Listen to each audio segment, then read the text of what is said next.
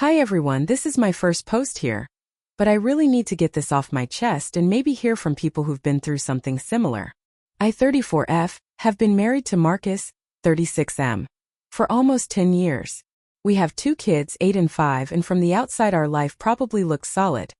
Family dinners, school runs, Saturday soccer games. Marcus liked to present himself as the dependable one.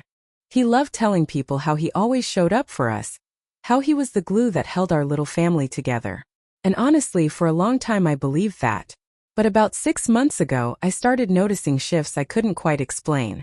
It began with small things. Him suddenly caring a lot more about how he looked for work, buying new shirts and a cologne I hadn't picked out. He was more protective of his phone. And when I'd casually ask who he was texting, he'd brush me off with a laugh and say, "Just work stuff, Laura." The late nights at the architecture firm became a regular thing. He'd call, sounding rushed, to tell me not to wait up because a client presentation ran long. Weekends were no longer family time. There were urgent site visits in towns I'd never heard of. Sometimes he'd come home smelling faintly of eucalyptus and fresh paint. Not exactly the scent of a dusty construction site. At first, I told myself it was just stress or a big project. But as the weeks passed, that explanation stopped making sense. His stories didn't line up with receipts I found in the laundry, bars and restaurants we'd never been to together, charges at odd hours. Even the way he looked at me started to change. It wasn't anger or distance exactly, more like guilt wrapped in a smile. I wanted to believe the man I married was still there, but deep down, I felt something breaking in the foundation of our life. Tiny fractures that were spreading faster than I wanted to admit. I wish I could say there was one big dramatic moment that revealed everything, but the truth came together like puzzle pieces I didn't want to finish. One night, Marcus claimed he had to stay late for a last-minute client review. I put the kids to bed and decided to tackle the overflowing laundry. That's when I found a receipt tucked into the pocket of his jacket, 2 lattes and a slice of pistachio cake from a little cafe across town. The date was from the day he said he'd been at a building site all afternoon. That alone could have been innocent. But a few days later I saw a notification flash on his phone while he was showering. The name was saved as Evan Project Manager, but the preview said, "Can't wait for tonight, Red Heart." My heart did this weird lurch like it was trying to reject what my brain already understood. I didn't confront him right away. Instead, I started paying closer attention. I checked our shared calendar. No client reviews at the times he claimed. I looked up that cafe receipt online and found photos of the place. Cozy, artistic, walls covered with sketches. The final straw came on a Thursday evening when he said he was meeting a contractor for drinks. I felt this knot in my stomach and decided to drive by the bar he mentioned. He wasn't there. I almost went home, but something in me said, keep going. Half an hour later, I spotted our car parked near a small gallery downtown. Through the rain-speckled window, I saw Marcus inside, standing way too close to a woman with auburn hair. They were laughing, her hand brushing his arm in a way that made it obvious this wasn't work. The gallery lights caught the drops on her coat, and I swear she looked like a secret waiting to be kept. I sat there in my car, trembling. Part of me wanted to storm in, but I couldn't move. Watching them felt like being outside my own life, staring at a version of Marcus I didn't recognize, one who looked alive in a way he hadn't with me in months. When he came home that night, damp from the rain and humming softly, I finally knew. The man I thought I could depend on was living a second life, and I was only a spectator. I didn't sleep at all that night. I kept replaying the scene at the gallery. Marcus leaning in, that woman's hand on his sleeve, both of them smiling like they were in on a joke I'd never understand. By morning, the shock had turned into a quiet, simmering fury. When he came downstairs, acting like it was any other Friday, I decided I couldn't dance around it anymore. "Marcus," I said, trying to keep my voice calm. "Where were you last night? And don't say a contractor meeting. I went by the bar you mentioned. You weren't there." For a split second, I saw something raw in his face, but it disappeared as fast as it came. He put on this wounded look and said, "Laura, are you seriously following me now? I told you I was with a client, but we ended up stopping by an art gallery to look at a renovation project. That's all." I pressed him, asked why he'd lied about the bar, why there was a heart emoji from someone named Evan. He scoffed and said, "That's a nickname for Eva, a junior designer. She's helping me with a proposal." The emoji was just encouragement. You're reading into things. But the more he spoke, the less sense it made. When I mentioned the cafe receipt, he claimed he was mentoring a young colleague and didn't want to tell me because I always get jealous. When I asked point blank if he was cheating, he sighed dramatically and said, "Laura, you have to trust me. I wouldn't risk our family over something so meaningless." That word, meaningless, stung worse than anything. I told him I'd seen them together, the way he looked at her. He froze, then launched into another story.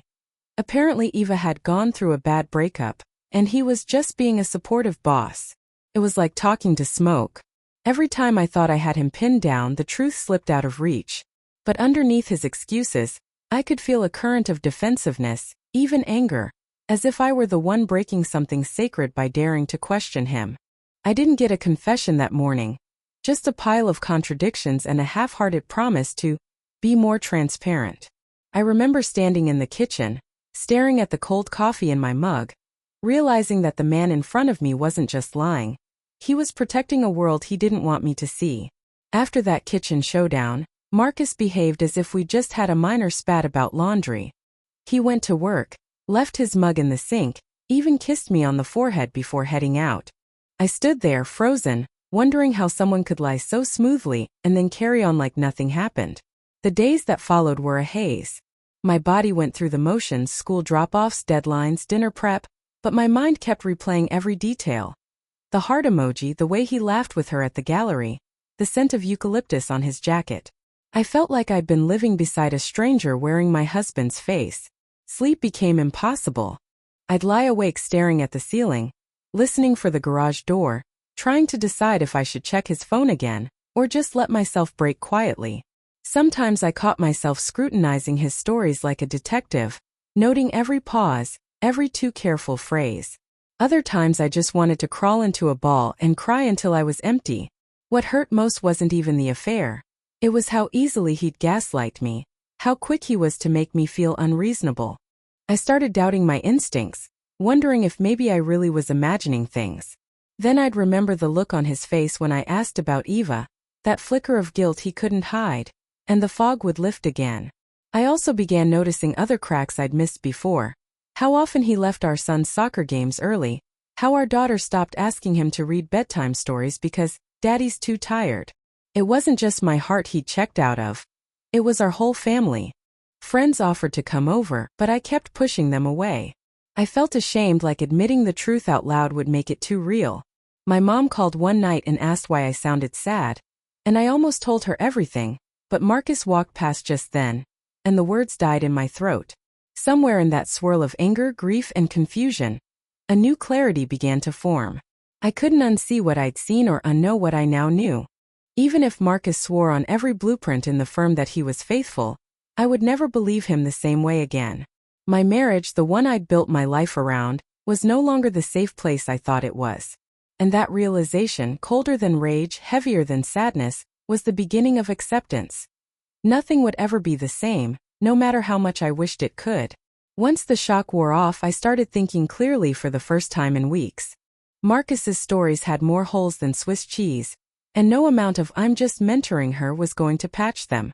I realized I was waiting for him to suddenly become the man I married again, but that man wasn't coming back. I gave him one last chance to come clean.